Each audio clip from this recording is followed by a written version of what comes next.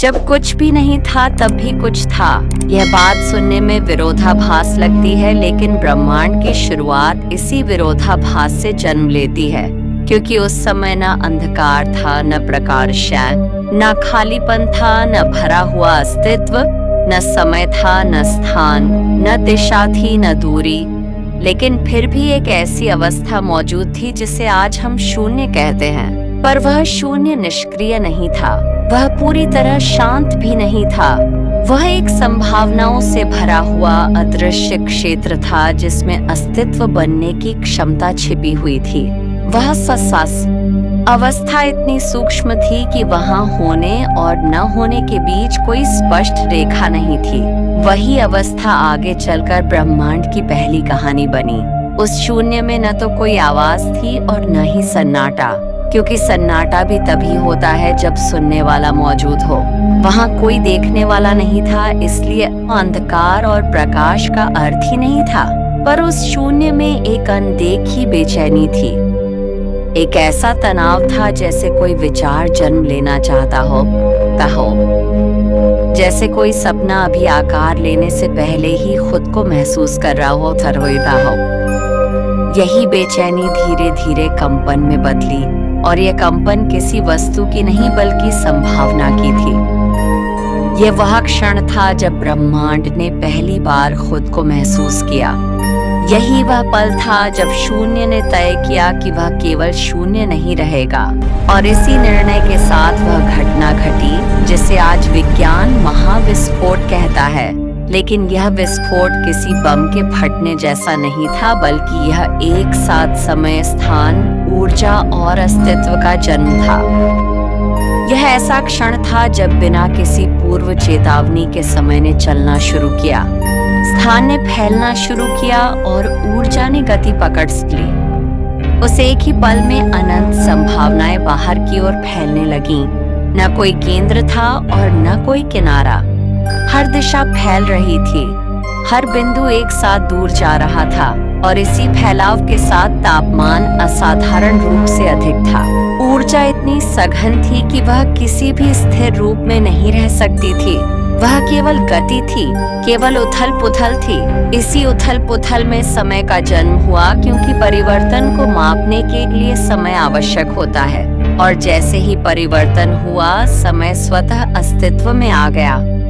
शुरुआत में समय इतना तेज था कि एक सेकंड में अनगिनत घटनाएं घट रही थीं। इस प्रारंभिक ब्रह्मांड में ऊर्जा के अलावा कुछ भी स्थिर नहीं था। लेकिन जैसे जैसे ब्रह्मांड फैलता गया, तापमान कम होता गया और ऊर्जा ने धीरे धीरे अलग अलग रूप लेना शुरू किया। यही वह अवस्था थी जब ऊर्जा के भीतर से कण पैदा हुए। पहले अत्यंत सूक्ष्म कण जो एक दूसरे से टकराते, नष्ट होते और फिर बनते रहते थे। यह एक अराजक नृत्य था जहां कुछ भी स्थायी नहीं था। लेकिन इस अराजकता में भी नियम छिपे हुए थे, और इन्हीं नियमों के कारण कुछ कण टिकने लगे। क्वार्क, लेप्टॉन जैसे कण अस्तित्व में आए, जिन्होंने आगे चलकर बड़े कणों का निर्माण किया।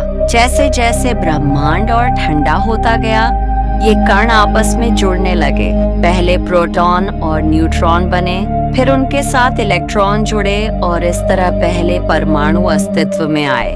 ये ब्रह्मांड के लिए एक बड़ा बदलाव था, क्योंकि अब पहली बार ऊर्जा ने स्थिर संरचना का रूप लिया था।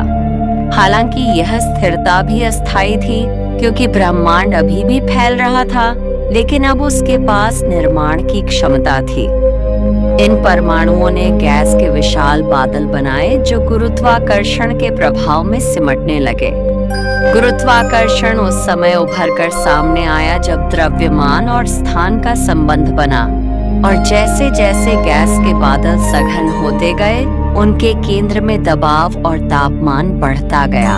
अंततः यह स्थिति इतनी तीव्र हो गई कि वहां नाभिकीय संलयन शुरू हो गया, और इसी प्रक्रिया से पहले तारे जन्मे। ये तारे ब्रह्मांड की पहली संरचनाएं थे जो स्वयं प्रकाश उत्पन्न कर सकते थे। इन तारों के जन्म के साथ ही ब्रह्मांड अंधकार से बाहर निकलकर पहली बार प्रकाशमय हुआ। लेकिन यह प्रकाश केवल चमक नहीं था, यह संकेत था कि ब्रह्मांड अब केवल फैल नहीं रहा बल्कि विकसित भी हो रहा है। इन तारों के भीतर तत्व बनते गए, हल्के तत्व भारी तत्वों में बदलते गए, और जब ये तारे अपने जीवन के अंत में पहुंचे तो वे विस्फोट के साथ बिखर गए, जिससे उनके भीतर बने तत्व पूरे ब्रह्मांड में फैल गए। इस प्रकार ब्रह्मांड केवल ऊर्जा का विस्तार नहीं रहा बल्कि जटिलता का विस्तार बन गया। समय के साथ साथ आकाश गंगाएं बनी, संरचनाएं उभरी, विशाल रिक्त स्थान बने, और ब्रह्मांड ने एक ऐसा रूप ले लिया जिसमें नियम, संरचना और संतुलन दिखाई देने लगा। लेकिन यह सब किसी पूर्व नियोजित योजना के अनुसार नहीं हुआ बल्कि संभावनाओं और नियमों के संयुक्त प्रभाव से हुआ। ब्रह्मांड न तो जानबूझकर बना और न ही पूरी तरह संयोग से, वह नियमों के भीतर घटित संभावनाओं का परिणाम था। आज भी ब्रह्मांड फैल रहा है, समय आगे बढ़ रहा है और ऊर्जा नए रूप ले रही है, लेकिन उसकी शुरुआत उसी शून्य से हुई थी जहां कुछ भी नहीं था और फिर भी सब कुछ संभव था।